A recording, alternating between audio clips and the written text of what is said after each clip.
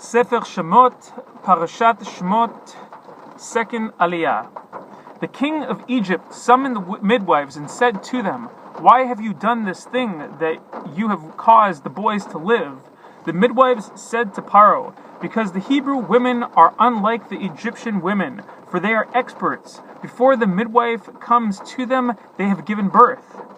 God benefited the midwives, and the people increased and became very strong. And it was because the midwives feared God that he made them houses. Paro commanded his entire people, saying, "Every son that will be born into the river shall you throw him, and every daughter shall you keep alive." A man went from the house of Levi, and he took a daughter of Levi. The woman conceived and gave birth to a son. She saw that he was good, and she hid him for 3 months.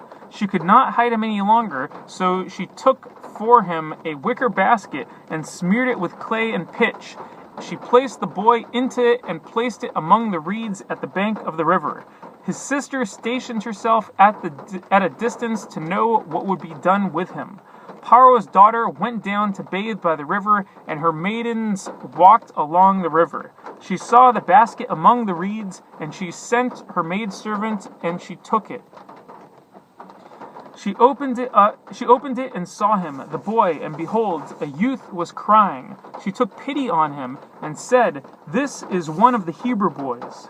His sister said to Paro's daughter, "Shall I go and summon for you a wet nurse from the Hebrew women who will nurse the boy for you?"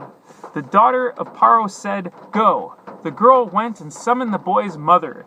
Paro's daughter said to her, "Take this boy and nurse him for me, and I will give your pay."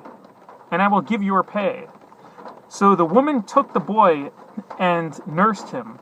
The boy grew up, and she brought him to the daughter of Paro, and he was a son to her. She called his name Moshe, as she said, "For I drew him from the water."